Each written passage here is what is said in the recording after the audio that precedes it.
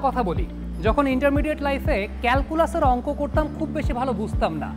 পরবর্তী সময়ে যখন ইউটিউবে বিভিন্ন অনলাইন লার্নিং প্ল্যাটফর্মে ক্যালকুলাসের বিভিন্ন সূত্র নিয়ে গবেষণা করা শুরু করলাম, তখন দেখলাম যে ইজিলি তো অনেক কিছু বোঝা যায়। অনলাইন শিক্ষা বাংলাদেশে বর্তমানে ইন্টারনেটের প্রসার, স্মার্টফোনের ব্যবহার, এই সব কিছুর জন্য নতুন নতুন ক্ষেত্র তৈরি হচ্ছে। সবচেয়ে উল্লেখযোগ্য ব্যাপার হচ্ছে ইন্টারনেটের প্রসার কিংবা সামগ্রিকভাবে প্রযুক্তি যখন হাতের মুঠোয় চলে এসেছে, অনলাইন শিক্ষার নতুন নতুন অনেক ক্ষেত্র তৈরি হচ্ছে। অনলাইন এডুকেশন থেকে যে সুবিধাটা আমি দেখেছি ছাত্রছাত্রীদের মধ্যে, সেটা হচ্ছে কি তাদের যে জানার যে গ্যাপটা ছিল, এখন তারা চাইলে সেটা ফিল আপ করতে পারছে। হয়তো অনেক সময় তার কিছু একটা শেখার ইচ্ছা সে বাবা মাকে বলতে পারছিল না, কারণ কি হয়তো সে কোর্সটার জন্য অনেক টাকা তাকে খরচ করতে হতো, কোনো একটা জায়গায় গিয়ে তাকে ট্রেনিংটা নিতে হতো। তো সুতরাং এখন সে বাসায় বসে অনেক জায়গা থেকে কিন্তু সে ফ্রিতে শিখতে পারছে। এমনকি ইউডেমি, আপনি জানেন যে ইউডেমি একটা চমৎকার প্ল্যাটফর্ম, ইন্টারন্যাশনাল প্ল্যাটফর্ম, সেখানে অসংখ্য হাজার হাজার ফ্রি কোর্স আছে।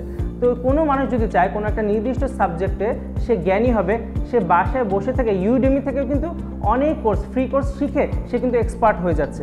ফ্রিল্যান্সার হওয়ারও কিন্তু এটা একটা সহজ উপায় হচ্ছে অনলাইন এডুকেশন। অনলাইন এডুকেশন থেকে অনেকেই কিন্তু বাংলাদেশের ফ্রিল্যান্সার হিসেবে তৈরি হচ্ছে, কারণ অনেক ফ্রি কোর্স তারা করতে পেরেছে এবং সেখান থেকে শিখে কিন্তু সেটা সে তার জীবনে কাজে লাগিয়েছে।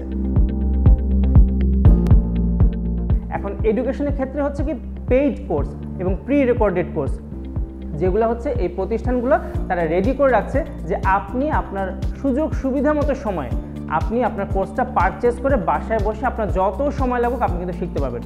এছাড়া আপনার গুগলের অনেক ধরনের কিন্তু ফ্রি কোর্স আছে, পেইড কোর্স আছে এবং পৃথিবীর বিভিন্ন বিশ্ববিদ্যালয়ে এমনকি হার্ভার্ড ইউনিভার্সিটিরও কিন্তু পেইড কোর্স আছে, ফ্রি কোর্স আছে। তো একটা ছেলে মেয়ের এখন কিন্তু শেখার কোনো বাধা নেই, সে চাইলে দেশে বিদেশে বিভিন্ন ধরনের সার্টিফিকেট কিন্তু সে অর্জন করছে, একমাত্র কারণ কি এই অনলাইন এডুকেশন।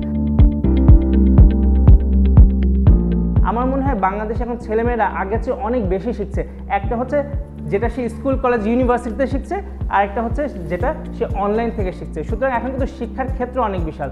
তো আমার মনে হয় যে বাংলাদেশে অনলাইন এডুকেশন প্রতিনিয়ত যে হারে ডেভেলপ করছে, সামনে আমরা আরও এরকম অনেক প্ল্যাটফর্ম বাংলাদেশে তৈরি হবে, যার মাধ্যমে শুধুমাত্র বাংলাদেশের ছাত্রছাত্রীরা না, বাংলাদেশ থেকে শিখবে পৃথিবীর অন্যান্য ইউনিভার্সিটির ছাত্রছাত্রীরা।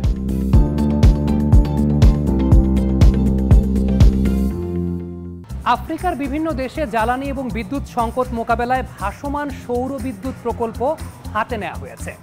এর মাধ্যমে একটা খুব গুরুত্বপূর্ণ বিষয়ের দিকে তারা ধাবিত হচ্ছে, তা হচ্ছে বর্তমানে যে এক্সিস্টিং জলবিদ্যুৎ প্রকল্প আছে তার চাইতেও অনেক বেশি মাত্রায় বিদ্যুৎ উৎপাদন সম্ভব বলে মনে করছেন গবেষকরা।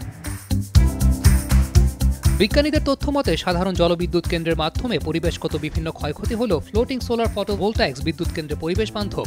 এই পদ্ধতিতে বিভিন্ন সৌর প্যানেলকে পানির উৎসের উপর ভাসিয়ে রাখা হয়। কোনো স্থায়ী কাঠামোর প্রয়োজন পড়ে না। এই পদ্ধতি নবায়নযোগ্য শক্তি উৎপাদনের জন্য খুবই কার্যকর। যেসব উষ্ণ অঞ্চলে জমি দুষ্প্রাপ্য বা ব্যয়বহুল, সেখানে এই পদ্ধতিতে কার্যকরভাবে বিদ্যুৎ উৎপাদনের সুযোগ আছে। বর্তমানে বিজ্ঞানীরা ভাসমান সোলার প্যানেলের মাধ্যমে জলবিদ্যুতের উৎসের উপর চাপ কমাতে চেষ্টা করছেন।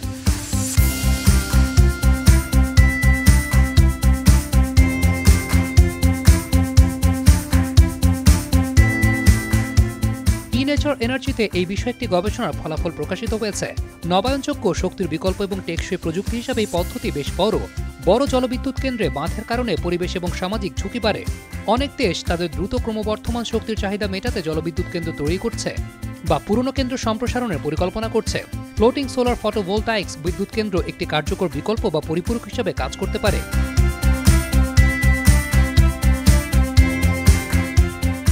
আপাতত জাম্বেজি জলপথ এই কাঠামো তৈরি করা হচ্ছে। জাম্বেজি জলপথটি আফ্রিকার একাধিক দেশকে যুক্ত করেছে। জাম্বেজি নদী আফ্রিকার চতুর্থ দীর্ঘতম নদী। এই নদীতে বিখ্যাত ভিক্টোরিয়া জলপ্রপাতের অবস্থান। এই নদীর উপর বাঁধ দিয়ে জাম্বিয়া এবং জিম্বাবুয়েতে জলবিদ্যুৎ সরবরাহ করা হচ্ছে। 2016 সাল থেকে ফ্লোটিং সোলার ফটোভোল্টাইক্স পদ্ধতিতে বিশ্বের বিভিন্ন দেশে বিদ্যুৎ উৎপাদন করা হচ্ছে।